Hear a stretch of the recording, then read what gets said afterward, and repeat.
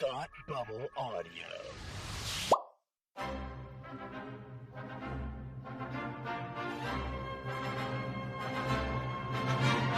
Look, up in the sky! You will never find the more wretched hive of scum and villainy. Welcome to Beer with Geeks with Tim and Frank.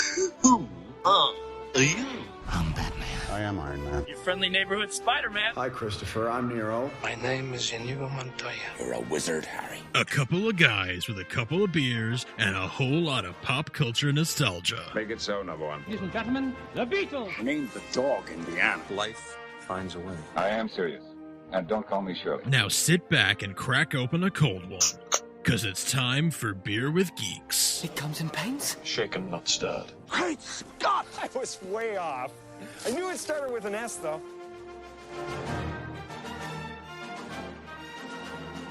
Hi, and welcome to Beer with Geeks for Two Geeks Geek Out with Beer. I'm Tim, and with me, as always, is my man who loves space cowboys. It's Frank. How are you today? Yeehaw! Yeah, I sure do. Or should I say, hello there? Oh, hello there. You guys see like my hats? This is one of my favorite hats. It is hello there in the Star Wars text in yellow. And I think it is one of the most subtle nods to Star Wars that I have as a piece of clothing. It's a masterstroke. It really is. It's a masterstroke. Yeah. It's outstanding. Yeah, I'm doing good. I am ready to. I'm excited for what we're gonna talk about today. In fact, I need to get something ready here. I realized, but I am. I'm excited because we've got something that I have been looking forward to for a long time. Oh, a long time. A long time. But why don't you tell me a little bit about what how you're doing and what you're drinking? I'm doing all right. I'm drinking two things right now because before we came on the air, I was drinking some tea. I was drinking some Yogi Throat Comfort tea because the allergy season is upon us. You know, like you open a window and you're like, Here it you is. close the window and your air is dry and you're like, so like you can't escape it no matter what you're doing. Lose. So I'm drinking that. But when I'm done drinking that tea, I have a Shacksbury cider. Ooh. This is their classic dry cider, the gold standard for New England dry cider. The gold standard. Gold standard. Would you believe it's only 6 grams of sugar? Nice. Right? Right? For a cider, that's awesome. For a cider. This one is organic hard cider, apple juice concentrate, malic acid, natural flavors, and carbonation. So Nice. I do prefer the ones that are just apple. There you go. We put some apples in a barrel, we squished them down, and then eventually somehow they carbonated. We stuck them in a can. Boom, there you go. Here's your cider. I loved how in 13 years of doing this show, we have not really learned a lot about how the things we consume are made. We're like, somehow the apples turn into alcohol. Yeah. They're made with alcoholic apples. Yeah. And that's how they take a little syringe and they stick a little alcohol in the apple while it's still on the tree. And then they wait for the apple to fall down when it gets too heavy because it's now filled with alcohol, right? And then you got to lift the alcohol apple, the AA, as they call it, into the... Oh, man. I don't like fighter jokes, but that was pretty good. It works. It works. And they, they stick it in the barrel. I have no idea. I would actually like to know how cider is made, but yeah, there's just no way to find. There's no way to find out. There's no way to find out. No, I just can't. We'll just keep stabbing in the dark. I guess I like my version personally. It's kind of whimsical. Like there's a bit of magic to it. Maybe the cider trolls come and do some work while you're sleeping. Trolls, who knows? No, I was gonna say cider fairy, but trolls. I like trolls better. Yeah, I feel like trolls are the ones working in a vineyard, right? You know, the cider fairy, or an orchard, even, or an orchard where apples are. Man, what is in this tea? What is in that tea? Well, I don't know what's in the tea, but I do know what's in the can that I'm about to have, and that is It is Lent. I am not having alcohol this Lent, but I am exploring my wife's fascination for prebiotic sodas. And I am enjoying a Poppi cherry limeade prebiotic soda. And this one only has 5 grams of sugar. So hey, look at that. So there you go. But no alcohol. Mm-hmm. Yeah. But no alcohol. Sweet. They take a syringe and they stick it into the probiotic and and it falls off the tree. Exactly. Yeah. Exactly. So you got your antibiotic and you got your probiotic. And this is pro. This is pro. I take a probiotic every day. There you go. It helps you digest things. Sure does. It's a good thing for you. It's a good thing. Good for your gut. Good for your gut biome. It is good for your gut biome. That's what they say. I don't know anything about any of those things. My wife just says you should take a probiotic, and I say okay. And then when I go to my PCP, I say I take a probiotic every day, and he gives me a high five. So like, no complaints. Yeah, that's exactly like you're getting credit for it from all sides. Like I see this as an absolute win. Yeah, it is an absolute win. My gut likes me. My doctor likes me. My wife likes me. Can't fail. Come on, right? Probiotic. Exactly. I moved on to the cider now. Wow. Yeah, we've really. Ooh, it's good. It tastes like carbonated apple juice. I'm going to be honest. Okay. I mean, that's kind of what you. When I read the ingredients, it said apple concentrate. So, I mean, yeah. So that's you got what you got. But truthfully, honestly, not what I was expecting when I opened it, but kind of what I need right now. Okay, right on. Worth noting, I got a sick child in the house. Mm-hmm. She's drinking her OJ. I said, I want a little juice. Like what's happening over here? We don't have juice in the house normally. It's like a big treat to have just sugar colored water in the fridge. And so this is it's like my little juice. You know what? You deserve that. You deserve your little juice. Thank you. You have your little juice and you enjoy it. You enjoy your little juice there. It sounds so sarcastic. Like, yeah, you and your little juice. Yeah, enjoy your little juice there, buddy. Yeah, it does. Yeah. But who doesn't like juice? You enjoying your little juice, huh? I am. Huh? All right, Brian Azzarello with yeah, I'll find your dolly. Man. Oh man. Okay, so listen. Exciting things are happening for those of us of the nerd persuasion. It looks like we are going to get an animated Firefly series. Mm-hmm. Nathan Fillion announced it recently at AwesomeCon, and he's got the entire original cast returning. Everyone who's still living. R.I.P. Ron Glass. Wait, who's deceased and what character? Well, we'll get there. Okay. Well, we've got one cast member who passed about 10 years ago, but apart from that, the whole cast is on board for this animated show. And yeah, you have not.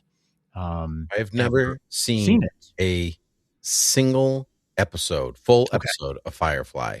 I think I've seen maybe the first couple of minutes of the first episode. Maybe. Okay. I've definitely seen Serenity.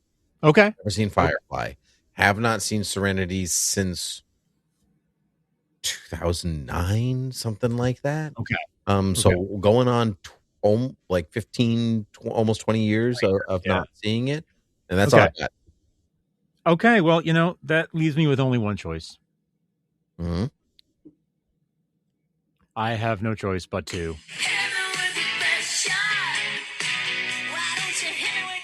Sorry, it's got to happen. The classics, they never die. It's been a long time. We got to do it. Legends and just keep on going. It's funny you say legends because this show is going to be run by Mark Guggenheim from Legends of Tomorrow. Stop it! Really, I did not know that. Yes, and Tara Butters from Agent Carter. Really? Yes. So it's got a very good team behind it. Mm-hmm. They've got their scripts done. They're going to buyers now. Whedon is not involved. He's sort of given his blessing, but he's not involved. This is a Fillion project. This is Fillion making this happen. This is his production company making this happen, right? Because I know he has one. I believe right? so. Yeah, okay. I believe so. So you've never actually watched it. So before the animated series, I thought it would be good to kind of hit you with my best shot and take you through sort of the who, what, where, why of the show. Now, I didn't realize you had seen Serenity, so that helps actually quite a bit because you at least have the basics of the premise. Now I know it was 20 years ago, but it's funny that you say that though. So I have seen it, and the best I can give you is that they are space cowboys. Yeah, it's honestly, the movie is not a good entry point. Okay, no, I didn't think so because like apart from it, like being like, hey, future famous actor Chiwetel Ejiofor or what, Sure, yes, that's right. Yes. That's pretty much all I can get. That's pretty much all I can give you. I remember Summer Glau is in it. Is she in the season 1 of the show? Couldn't have told you that.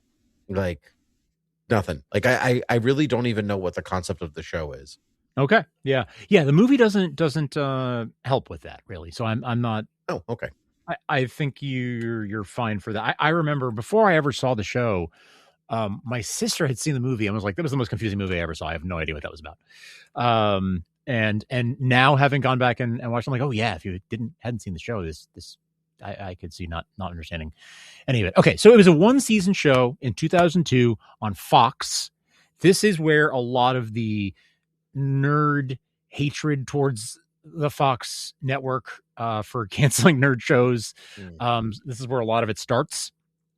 So you've got 14 episodes, outcasts on a small transport ship called Serenity, making wait, hold on, back up. The ship is not called Firefly.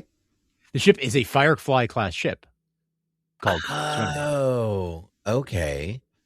You see how that was confusing? Yeah, but it's kind of like if you were on a show called, Corellian Freighter.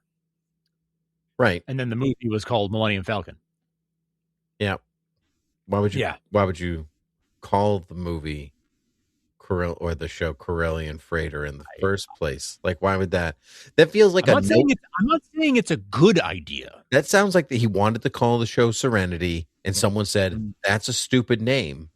So call it something else. So he settled for Firefly because it was close enough to Serenity. And someone said, that's a good name. And then by the time he made the movie, he had enough clout and it was just like, I'm just going to call it what I originally wanted to call it. So you're saying they would not grant him the Serenity? Correct. Okay. Correct. Got it. Okay. But the Wisdoms know the difference. They did. I have no idea. Okay. So, that very well could be. That is confusing. So the ship is called Serenity, not the Serenity. It's called Serenity. Okay.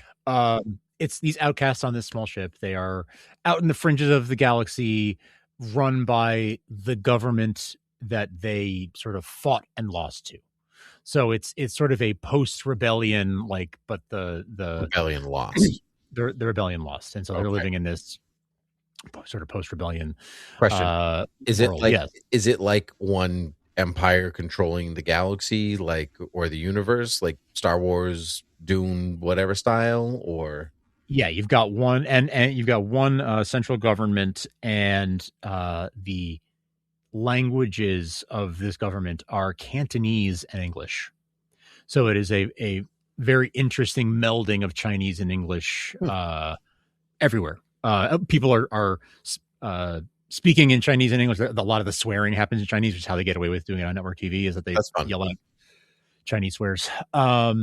So it's kind of like a whole show built around Han Solo and like the Han Solo half of Star Wars with Legends of Tomorrow energy, which kind of works for the Guggenheim connection in this new version. And obviously Whedon writing the original. It's very much a Western. It's kind of Western first, sci-fi second. Like, you've got horses, you've got the dusty frontier towns, and really, yes, train robberies. The ship is not. It is a train, like a cargo ship or transport ship, so it doesn't have weapons on board. It's not like the Enterprise or something that's got phasers and whatnot. It's very like the future is dirty, dusty, broken, lived in, even more than Star Wars. It's like, again, it's like sort of the aftermath of this war, and like things have just been gradually falling apart, and sort of the great empire is slipping into disrepair, so to speak. So it's this very interesting like setting, and what it is this ragtag group who all come together for different reasons, and it's sort of a found family story where they all come together and they're all looking for either passage somewhere on the ship, and they're just sort of hitching a ride, or obviously the captain, Nathan Fillion is the captain. His name is Malcolm. He goes by Mal. Mal has his small crew that are like permanently attached to the ship, but like a lot of the other folks are people who, at least to begin with, are passing through and are he's giving them passage here or there, and trying to he and his crew like pull off heists. That's kind of where the Han Solo thing comes in. I mean, it's very that's how they make their way in the universe. So are they smugglers? Are they thieves? Like, what's the like? So they're a ragtag, but are they they're already a team by the time that the show starts? The show starts with he's got his small team already, and a few of the people who are coming on board as needing passage are coming on board, and that's sort of the POV into learning about the ship and the crew and everything. Gotcha. And they become part of the team. Or they become part of the team, and you get the found family aspect. And yes,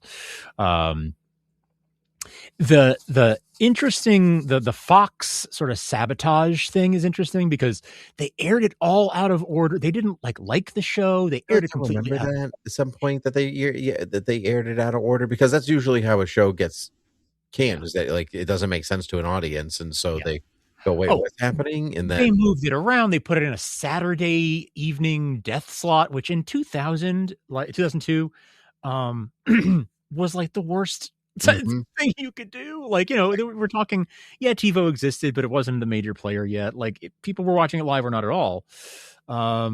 So yeah, it gets moved around. They aired the 2-hour pilot last. What?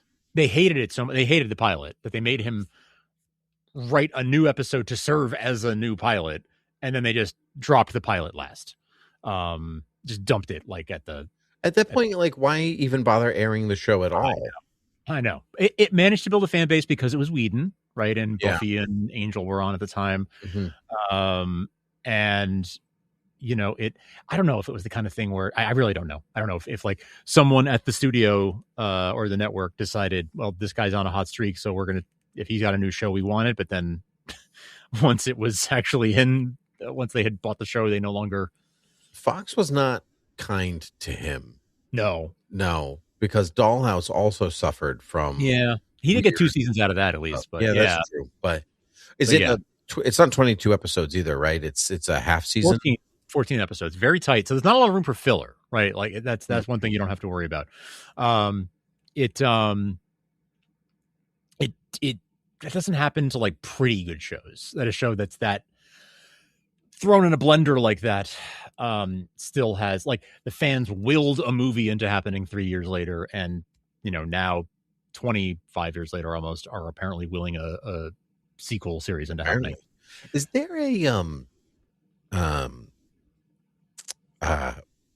like an overall plot, like an arcing plot to season 1, or is it more like we're on the frontier of space and every episode we're doing a thing, and at the end of the season we don't know what we're doing because we got canceled? Yeah, so like there is a season arc, and it very much involves like it involves the Summer Glau character.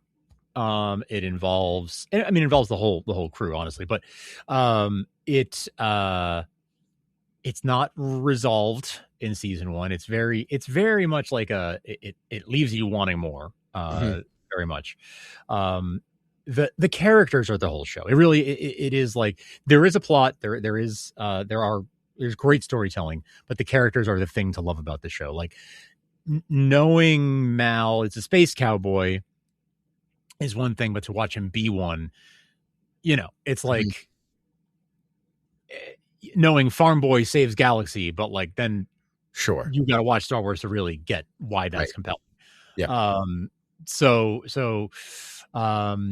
Between so this series is going to be set between the original series and the movie. It's designed for people who've seen both. Okay.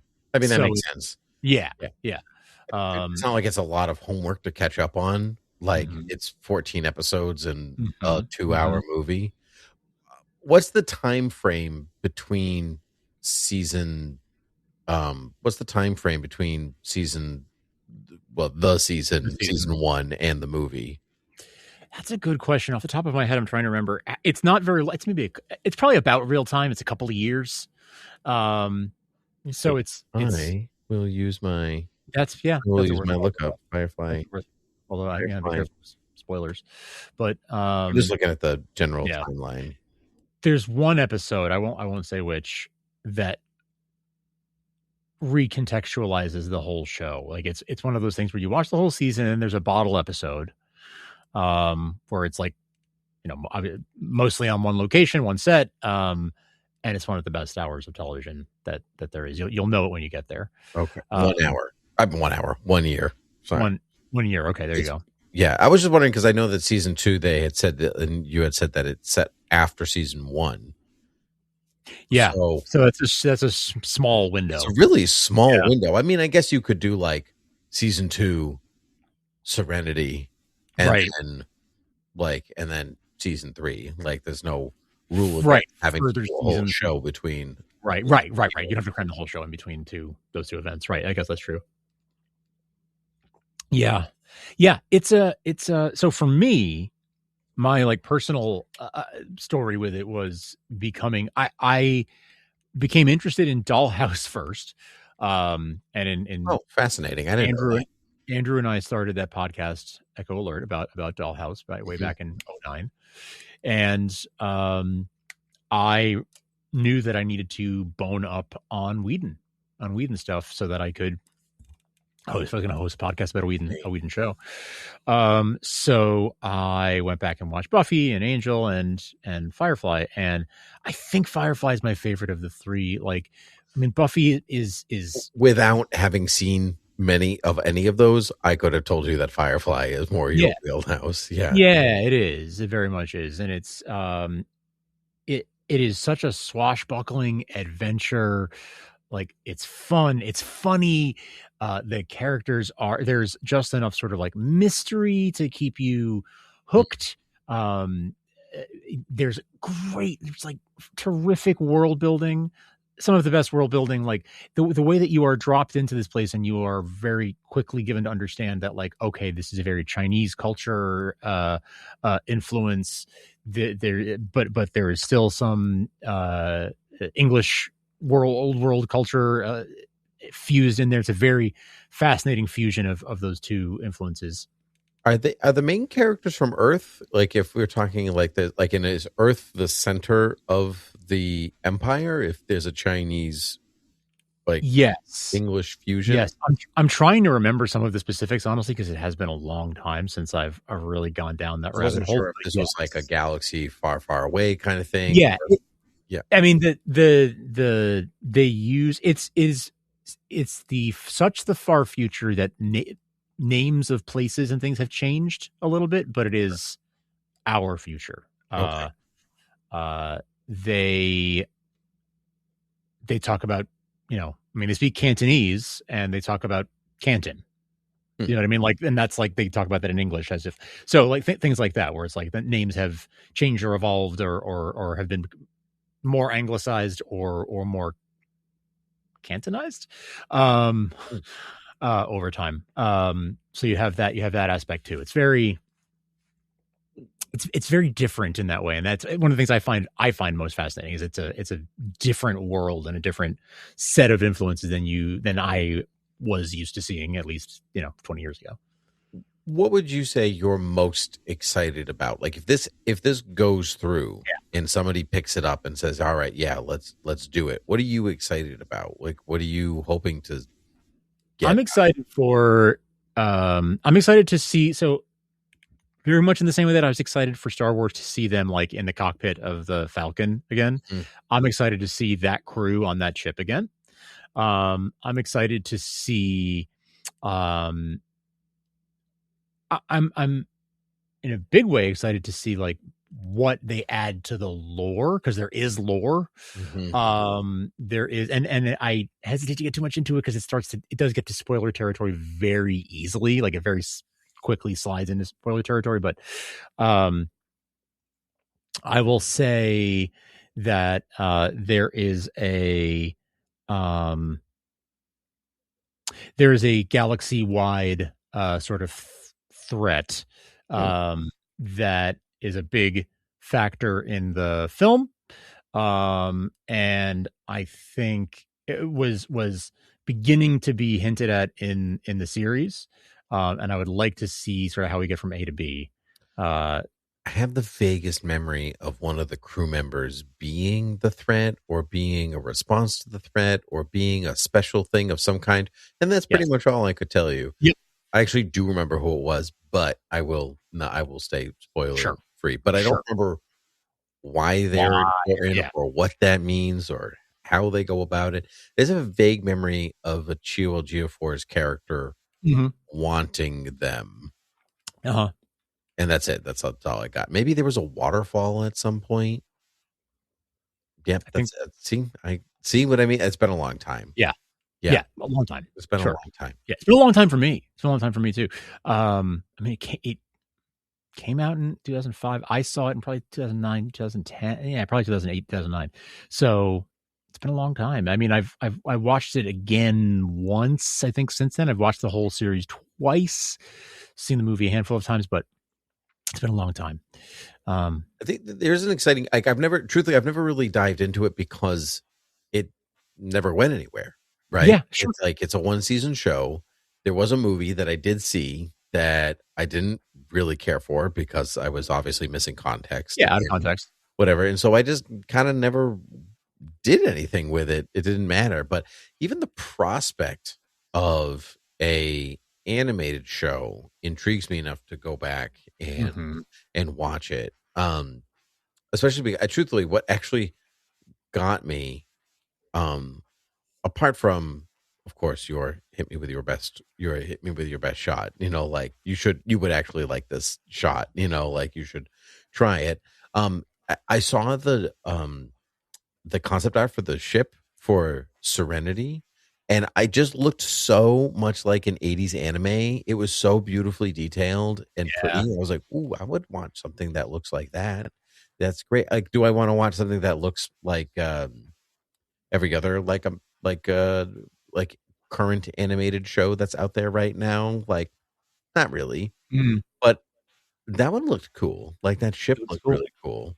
The concepts are very, very, very cool. It's it's interesting how many of these like My Adventures with Superman 2, like there's a lot of these shows that have that the anime style at least influence, if not straight up. It is very much. Yeah, that one is a straight up anime. That is a straight up anime, right? Yeah. I think it's hard to escape. I think anime and manga are so popular now that in a weird way, like we are kind of on the fringe. That we don't.